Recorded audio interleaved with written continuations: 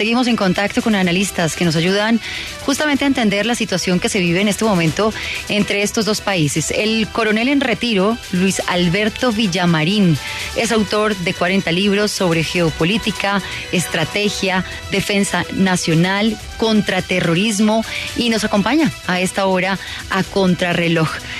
Coronel, muy buenas tardes, gracias por estar con nosotros y primero quisiera preguntarle justamente por las sanciones que sigue imponiendo Estados Unidos sobre Rusia y los calificativos que ha utilizado el presidente Biden. Su lectura, buenas tardes. Buenas tardes, muy amable por la invitación y sí, la situación en Ucrania muy compleja, no es de apreciaciones a la ligera. Tenemos una presión grande que se está comenzando a ejercer de manera metódica y sistemática por Estados Unidos y algunos otros países de cierto poder económico contra Rusia, pero todavía es muy prematuro decir qué puede pasar en uno u otro campo. De todas maneras, muy triste y muy grave lo que le pasa al pueblo ucraniano, que a lo largo de su historia ha sido un pueblo muy sufrido y esta vez no fue la excepción. Coronel, ayúdenos a entender y a nuestros oyentes, muchos que estarán por ahí pendientes del programa Contrarreloj, esto, ¿qué fondo tiene? El presidente Putin, al atacar a Ucrania, ¿qué está tratando de conseguir? Pues es que el señor presidente Putin está ensoberbecido y ya tiene unas ínfulas imperiales y él quisiera revivir todo el territorio de la antigua Unión Soviética y tenerlo ya bajo la dirección de la Federación Rusa, pero ir más allá, inclusive volver a los territorios que eran la Europa del Este, que eran lo que llamaba la cortina de hierro, no pertenecían a la Unión Soviética, pero era como el colchón que él tenía para tener amedrentada a Europa de que podía pasar esos territorios y agredirlos durante la Guerra Fría. Entonces él ahora tiene ese propósito, ha hecho una serie de acuerdos medio clandestinos con China para bloquear a Estados Unidos y la conclusión elemental es que no coincido con los analistas que dicen que era simplemente tomar posición de la zona de Donbass, sino que para el señor Putin esto es apenas una ficha de su ajedrez y le está jugando muy bien porque sabe que mientras no se salga de ese espacio la OTAN no podrá actuar y el presidente Biden, a propósito de la pregunta que me hacían en la primera parte, no va a mover tampoco un dedo porque las fuerzas de Estados Unidos entren allá. Entonces, mientras Ucrania sea agredida, no habrá mayor injerencia directa de Estados Unidos ni de OTAN. Pero si ya agrede a Polonia o a Lituania o a Estonia o a Moldavia o a otros los países que ya están en Europa, la cosa sería muy distinta. Pero Putin es un calculador muy fino y sabe cómo maneja estas fibras. Claro, pero justamente sobre eso que usted está mencionando en este momento, porque el presidente Biden decía, es un momento peligroso para todo el mundo y quizás lo que están haciendo actualmente muchos de los analistas internacionales que hemos buscado y con quienes hemos tenido la oportunidad de conversar es ¿y qué si Putin quiere ir más allá de Ucrania? Que era lo que usted trataba justamente de explicarnos. ¿Qué pasaría con el resto de los países en Europa a propósito de esa preocupación que no solamente tiene hoy Estados Unidos, sino que todos nos la planteábamos hace un ratito justamente con todos nuestros corresponsales en Europa?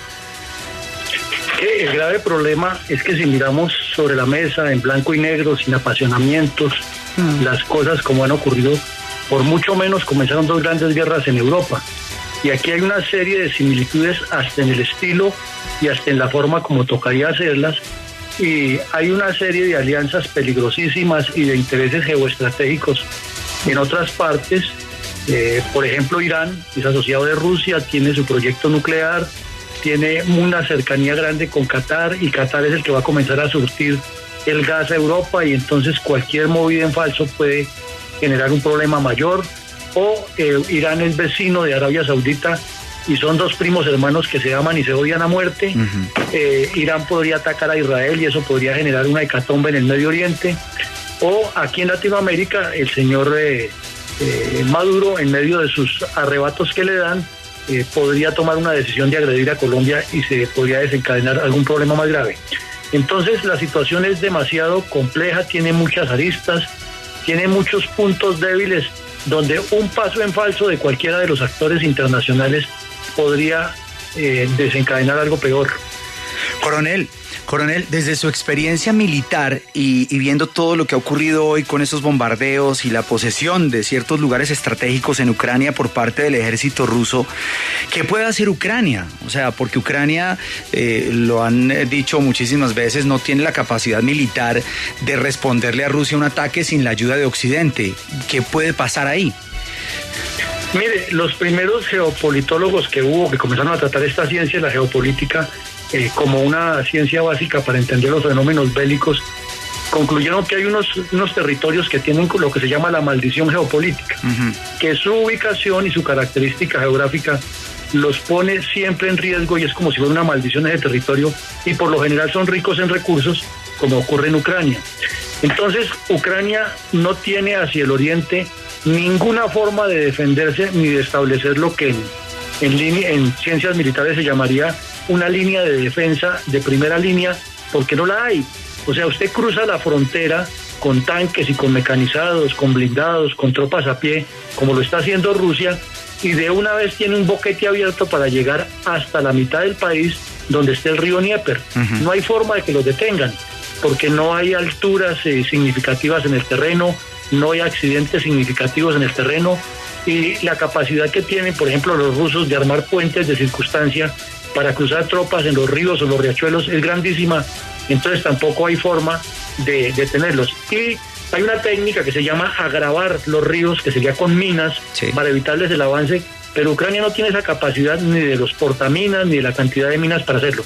Quiere decir que cruzada la frontera prácticamente el boquete está abierto para llegar al río Dnieper, donde están las grandes ciudades de Ucrania y donde está precisamente la capital, donde están las hidroeléctricas, y en ese territorio que no tiene mayor forma de defenderlo, lo único que le toca recurrir es a una serie de movimientos retrógrados, ataques de desarticulación, contraataques, emboscadas tipo guerrilla, pero no puede hacerle un enfrentamiento directo. Entonces sí le puede hacer la vida imposible Ucrania a Rusia con acciones de guerra irregular, pero es que Rusia tiene una superioridad aérea impresionante, claro, y de artillería a larga distancia que tampoco facilitaría la acción de estas guerrillas. Y las víctimas serían las mujeres y los niños. Bueno, pues coronel, muchísimas gracias por estos minutos, por ayudarnos a entender este conflicto entre Ucrania, Rusia, la OTAN y el resto del mundo. Rosario, el coronel tiene una página buenísima para los que están interesados en seguir leyendo sus apreciaciones. Es www.luisvillamarin.com. Invitadísimos todos, hay noticias permanentes y hay mucha historia sobre todo. Así que, coronel, un abrazo y muchas gracias por estar con nosotros en Contrarreloj. Bueno, señor, muchas gracias a usted y a Rosario por esta invitación y seguimos atentos.